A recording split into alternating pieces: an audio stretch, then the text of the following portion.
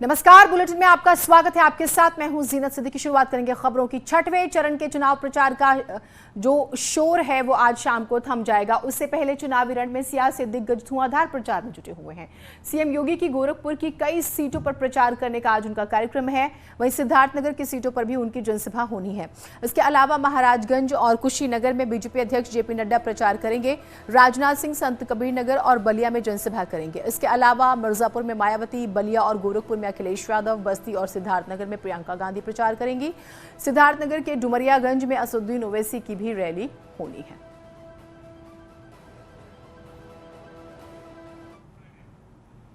CM योगी गोरखपुर के बाद सिद्धार्थनगर में चुनावी जनसभा को संबोधित करेंगे। डुमरियागंज में सीएम योगी बीजेपी उम्मीदवार राघवेंद्र प्रताप सिंह के लिए वोट मांगेंगे। दरअसल राघवेंद्र प्रताप सिंह पर विवादित बयान के कारण चुनाव आयोग ने प्रचार के लिए बैन लगा रखा था। बैन खत्म होने के बाद आज राघवेंद्र प्रताप सिंह खुद भी प्रचार करेंगे और सीएम योगी भी उनके लिए प्रचार करने पहुंच रहे हैं।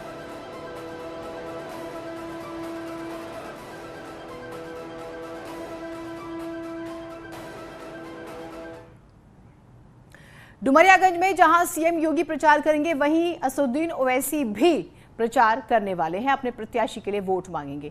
डुमरियागंज के बयारा में पार्टी प्रत्याशी के समर्थन में ओवैसी जनसभा को संबोधित करेंगे। तो सभी नेता मिशन पूर्वांचल पर जुटे हुए हैं, लगे हुए हैं और कई कई रैलियां एक दिन में कर रहे हैं।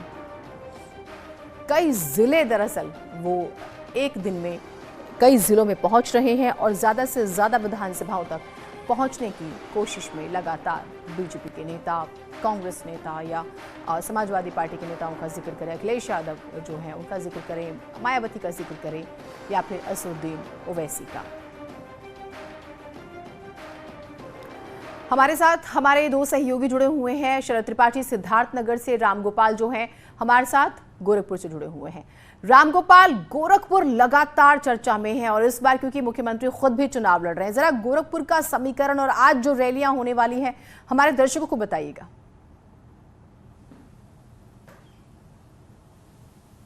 बिल्कुल, गोरखपुर इस समय सियासत का बड़ा केंद्र बना हुआ है और चूंकि मुख्यमंत्री योगी आदित्यनाथ गोरखपुर शहर से चुनावी मैदान में है तो इसलिए सभी राजनीतिक दल यहां पे अपनी पूरी ताकत झोंक रखे हैं। आज मुख्यमंत्री योगी आदित्यनाथ ने सुबह सुबह गोरक्षनाथ मंदिर में जो है रुद्राभिषेक किया है और फिर उसके बाद बीजेपी के जितने भी प्रत्याशी थे उन सभी प्रत्याशियों ने आज शिव मंदिरों में जाके दर्शन पूजन किया, जिसमें गोरखपुर ग्रामीण से जो मौजूदा विधायक हैं विपिन सिंह, चाहे कैंपियरगंज की बात करें, शाहजहां की बात करें, सभी प्रत्याशी जो है भगवान की आशरण में गए हैं और भगवान से भी आशीर्वाद लिए हैं।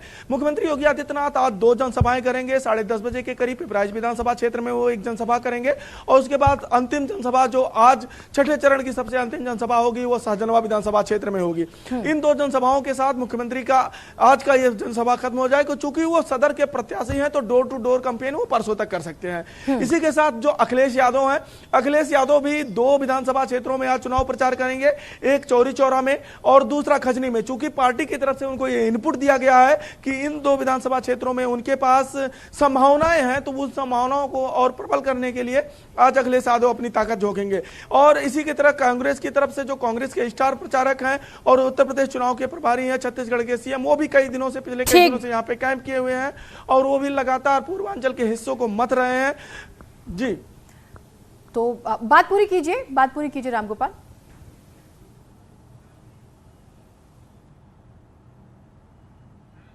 वो भी लगातार यहीं पे मत रहे और बसपा की तरफ से सतीश चंद्र मिश्रा वो भी गोरखपुर में ही रुके हुए थे कल रात में, आज सुबह वो निकले तो पूर्वांचल। ठीक है, शरद भी हमारे साथ जुड़े हुए हैं। शरद जो है सिद्धार्थनगर में भी तमाम बड़े नेता पहुंचेंगे, मुख्यमंत्री का भी कार्यक्रम है, जरा वहां के बारे में बताइएगा।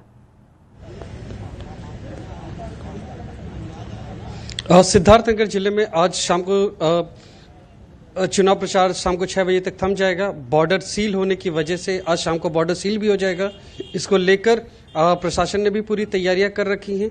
सिद्धार्थनगर जिले में अभी तक जेपी नड्डा, अमित शाह और अनुप्रिया पटेल सहित तमाम दिग्गज भी आ चुके हैं, अखिलेश यादव भी आ चुके हैं। मैं आपके पास आती हूँ, एक बड़ी खबर आ गई है। देवरिया में केंद्रीय मंत्री अनुराग ठाकुर ने बीजेपी उम्मीदवार शैलामणि त्रिपाठी के लिए चुनाव प्रचार किया। इस दौरान जनसभा को संबोधित करते हुए शैलामणि त्रिपाठी को भारी मतों से जिताने की अपील की। वहीं मंच से जय श्री राम के नारे भी लगवाए। बता दें कि शैलामणि त्रिपाठी देवरिया से बीजेपी के उम्मीदवार हैं। पीएम मोदी और सीएम योगी भी शैलामणि त्रिपाठी के लिए प्रचार कर चुके हैं। यूं तो आपने उन्हें प्रवक्ता के तौर पर देखा होगा, लगातार सरकार का पक्ष रखते हुए देखा होगा, लेकिन प्रत्याशी जब पार्टी ने बनाया है तो प्रचार प्रसार भी उनके लिए किया जा रहा है। कुछ तस्वीरें आई हैं सामने, वो हम आपको दिखा रहे हैं। और शैलामणि त्रिपाठी अब चुनावी मैदान में आ चुके हैं और उनके लिए सभी बड़े नेता प्रचार प्रसार कर रहे हैं ताकि वो अपने विधानसभा जो है वो जीत जाए। योगी जी को जय श्री राम, आप सबको जय श्री राम। और अनामिका हमारे साथ, हमारी सहयोगी जुड़ी हुई है। अनामिका, हम शैलामणि त्रिपाठी का जैसे जिक्र कर रहे हैं और बड़े नेता प्रचार प्रसार कर रहे हैं, पूर्वांचल बहुत ज्यादा दिलचस्प हो चुका है, खासतौर से कुछ सीटें तो सबसे ज्यादा। पूर्वांचल की लड़ाई बेहद अहम हो गई है जीनत, और सबसे बड़ी वजह यह है कि आज प्रचार का शोर थमने वाला है। उसके पहले तमाम दिग्गज अपनी ओर से पूरी ताकत झोंक रहे हैं। हमारे साथ यहाँ पे बात करने के लिए शैलामणि मौजूद भी हैं, जो पूरे इलाके में घूम घूम कर प्रचार कर रहे हैं। बहुत सारे जो उनके समर्थक है वो भी उनको देख पा रही होंगे, भारी भीड़ लगी हुई है, क्योंकि आज का दिन जो है वो ऐसा दिन है जब आज शक्ति प्रदर्शन भी कर रहा है। तो बड़ी बात है कि एक जो लंबा सफर तय किया शैलामणि त्रिपाठी ने पत्रकारिता के बाद सियासत करने का, आज हमारे साथ बात करने के लिए मौजूद है। पत्रकारिता के बाद राजनीति का सफर और आज चुनावी मैदान में पहली प्रतिक्रिया क्या होगी अब तक के प्रचार को लेकर? आज महाशिवरात्रि है। न्यूज़ 18 की पूरी टीम का देवभूमि देवरिया में स्वागत है। हर हर महादेव। बहुत शानदार चल रहा है। पत्रकारिता करते हुए लगा कि सवाल पूछना बहुत आसान है, जवाब निकालना बहुत मुश्किल है, इसलिए जवाब ढूंढने का काम कर लिया। ग्राउंड जीरो पे जाते हैं, गांव के लोगों के बीच में जाते हैं, सिर्फ मुद्दे उछालना नहीं, उन मुद्दों को हल कैसे करना है इस दिशा में काम कर रहा हूँ। और बहुत प्यार मिल रहा है लोगों को पूरी तौर पर। पूरे उत्तर प्रदेश में मैं आपसे कह सकता हूँ कि चुनाव एक तरफा है, क्योंकि मैं तो जा रहा हूँ गाँव की जो माताएँ बहनें हैं, और कई जगहों पे जाते हैं माताएं बहनें कहती हैं कि बाबू योगी जी कहाँ से आए हैं। वही योगी जी खाली जिनके पास 2 सेट कपड़ा है, वो गर्मी में भी 2 सेट कपड़ा रखे हैं, जाड़े के भी 2 सेट कपड़ा रखे हैं, इतने ईमानदार हैं, अपना परिवार छोड़ दिए हैं। पिताजी का देहांत हुआ तो भी उत्तर प्रदेश की जनता की सेवा करते रहे। तो 2017 में अनामिका जी मोदी लहर चली थी, 2022 में मोदी योगी की ज्वाइंट लहर, कॉम्बो पैक लहर चल रही है। ज्वाइंट लहर में आपकी सीट की बात कर लेते हैं। आपकी सीट पे लड़ाई कैसे देख रहे हैं आप? क्योंकि समाजवादी पार्टी की ओर से प्रत्याशी उसी को बनाया गया है जो कभी आपके दल में रहे हैं, आपके दल से विधायक रहे हैं, और क्या लगता है आपको कि अंतर्द्वंद भी यहाँ पे आपके लिए मुश्किलें खड़ी करेगा? देखिए, भारतीय जनता पार्टी के कार्यकर्ताओं का एक ही उम्मीदवार होता है, वो है कमल का फूल। राष्ट्रवाद में डूबे भारतीय जनता पार्टी के मैं एक साधारण कार्यकर्ता हूँ, और मैं सौभाग्यशाली हूँ कि मेरा चुनाव मैं नहीं लड़ रहा, देवरिया की जनता चुनाव लड़ रही है। आप देवरिया के लोगों से पूछेंगे तो एक तरफा चुनाव है। लोग कह रहे हैं कहीं कोई लड़ाई नहीं है, एक तरफा, क्योंकि पूरी लड़ाई 2 भागों में बट गई है। एक तरफ जेलों में बंद माफिया हैं, अपराधी हैं, गुंडे हैं उत्तर प्रदेश के, जो चाहते हैं समाजवादी पार्टी की सरकार बने। दूसरी तरफ उत्तर प्रदेश की 24 करोड़ की जनता है जो चाहती है कि ईमानदारी से काम करने वाले योगी आदित्यनाथ की सरकार बने। ये लड़ाई माफिया बनाम उत्तर प्रदेश की जनता है, उत्तर प्रदेश की जनता जरूर जीतेगी। आपने जिक्र किया तो मैं बता दूं, अखिलेश यादव भी लगातार एक्टिव है, पूर्वांचल के अलग अलग जिलों में प्रचार कर रहे हैं। पूर्वांचल के कुछ जिलों तो बिल्कुल माना जा रहा है कि वहां पे समाजवादी पार्टी बहुत अच्छा लड़ रही है, जैसे आजमगढ़ है, बलिया है, गाजीपुर है। अगर देवरिया की बात की जाए तो समाजवादी पार्टी के लिए क्या देख पा रहे हैं यार, आप चुनौती कितनी देख पा रहे हैं अपनी बीजेपी के लिए? जब इनके कैंडिडेट वोट मांगने जा रहे हैं तो लोग कह रहे हैं आप वही है ना जिनकी सरकार में 6 घंटे बिजली मिलती थी, आप वही है ना जिनके सरकार में आतंकवादी छोड़े जाते थे, आप वही है ना जिन्होंने राम भक्तों पर गोलियां चलाई। तो समाजवादी पार्टी के कार्यकर्ता तो लोगों के दरवाजे पर नहीं जा पा रहे, क्योंकि पूर्वांचल की जनता भगवान राम को मानती है, भगवान राम के साथ जुड़ी हुई है, बाबा विश्वनाथ को मानती है। उनको याद है कि राम भक्तों पर गोली चलवाने वाले लोग हैं, ये आतंकवादियों के मुकदमे वापस लेने वाले लोग हैं, और ये वो लोग हैं जो कहते थे पूर्वांचल योगी आदित्यनाथ का गढ़ है, इसलिए वहाँ बिजली मत दो, वहाँ पे गुंडागर्दी कराओ, वहाँ अराजकता कराओ। पूरी तौर पर समाजवादी पार्टी का सफाया है। पिछली बार जितनी सीटें मिली थी उसकी आधी भी अगर अखिलेश यादव पा जाए तो आप मानिए बहुत बड़ी बात है। ठीक है, छठा चरण चल रहा है अभी, लिहाजा आप कितना आकलन करके चल रहे हैं बीजेपी के लिए? इतने चूंकि आपने नारा दिया आपकी बार 300 पार, लेकिन 6 फेज के बाद कितना आकलन कहता है आपके सीटों के मामले बीजेपी के लिए? 5 फेज तक हम सरकार बना चुके हैं, बाकी की जो फेज है वो बोनस है। और आप देखिएगा कि 2 प्रचंड लहर चल रही है। योगी आदित्यनाथ के व्यक्तित्व का, योगी आदित्यनाथ के व्यक्तित्व का कोई मुकाबला नहीं है। एक ऐसे व्यक्ति, एक ऐसे कर्म योगी जो जनता के लिए जीते हैं, जनता के लिए मरते हैं, और दूसरी तरफ वो लोग जिन्होंने परिवार के लिए लूटा है पूरे उत्तर प्रदेश को, अपराधियों को छोड़ा है, पूरे उत्तर प्रदेश को क्लस्टर में बांट के कहीं मुख्तार अंसारी चला रहा है, कहीं अतीक अहमद चला रहा है, कहीं मुकीम काला चला रहा है, तो कहीं कोई तुलना नहीं है। एक तरफ एक बिल्कुल निस्वार्थ भाव से काम करने वाले योगी हैं, कर्म योगी हैं, ठीक है और दूसरी नामिका। तरफ ये भ्रष्टाचारी लोग हैं, परिवारवादी लोग हैं। और माननीय मोदी जी भी आखिरी सवाल आपको लेकर के, चूंकि आप पत्रकारिता में थे, राजनीति में आए, अब भविष्य कहाँ देख रहे हैं? मंत्री के तौर पर कहाँ पे देख रहे हैं आप? एक कार्यकर्ता के तौर पर, कल भी कार्यकर्ता था, आज भी कार्यकर्ता हूं, कल भी कार्यकर्ता रहूंगा। और देखिए वातावरण कैसा है। अमित रजक जी कहाँ हैं यहाँ पर हमारे? देखिए मैं जनता से ही पूछूंगा और जनता बताएगी। चलिए मैं एक लाइन बोलूंगा, आप दूसरी लाइन दोहराइएगा।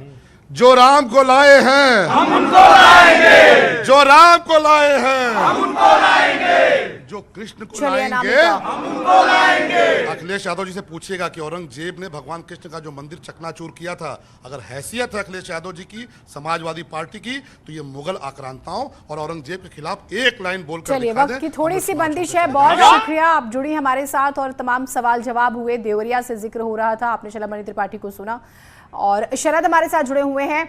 शरद, मुख्यमंत्री जो है वो भी प्रचार प्रसार की कमान संभालेंगे प्रत्याशी के लिए। पिछले दिनों थोड़ा सा विवाद हुआ और प्रतिबंध लगा हुआ था, जरा बताइएगा वहां का समीकरण। और मुख्यमंत्री आ रहे हैं तो महत्वपूर्ण तो हो ही जाता है। जी बिल्कुल, डुमरियागंज में जो जातिगत आंकड़ा है वहाँ पे सबसे अधिक मुस्लिम बाहुल्य क्षेत्र है, 33%, जो और भारतीय जनता पार्टी के प्रत्याशी राघवेंद्र प्रताप सिंह के सामने सईदा खातून खड़ी हैं, और उनके संदर्भ में खुद मुख्यमंत्री, पहले के मुख्यमंत्री रहे हैं अखिलेश यादव, उन्होंने भी आके जनसभा संबोधित की थी। अभी देखना है कि सबसे हॉट सीट जहाँ पे इटवा में जहाँ पे सतीश द्विवेदी और माता प्रसाद पांडे दोनों आमने सामने लड़े हुए हैं। एक तरफ जहाँ पे राघवेंद्र प्रताप सिंह ने विवादित बयान दे दिया था, ऐसे लोगों को जो जिसपे खुद चुनाव आयोग ने संज्ञान लिया और आने वाले समय में उनको 24 घंटे के लिए चुनाव प्रचार करने से मना कर दिया था। आज सुबह 6 बजे उनका चुनाव प्रचार कर सकते हैं। उन्होंने क्या कहा था? बेसिकली उन्होंने ये कहा था कि जो हिंदू हैं और जिन्होंने मुस्लिमों को वोट दिया है, मियाओं को वोट दिया है, एक माइनॉरिटी को उन्होंने टारगेट करते हुए सारी बातें कही थी, जिसमें चुनाव आयोग काफी गंभीरता से काम किया था। इसके अलावा हम बाकी की सीटों पे अगर बात करें, ठीक, थोड़ी सी वक्त की बंदिश है शरद, बहुत शुक्रिया आप हमारे साथ जुड़े। लेकिन हाँ, प्रचार प्रसार का जो आप देखेंगे तो वो तेज हो चुका है। सभी ज्यादा से ज्यादा विधानसभाओं तक पहुंचने की कोशिश कर रहे हैं। एक छोटा ब्रेक ले रहे हैं, कहीं मत जाइएगा। इस न्यूज हेडलाइंस के प्रायोजक पेट सफा आयुर्वेदिक जूस।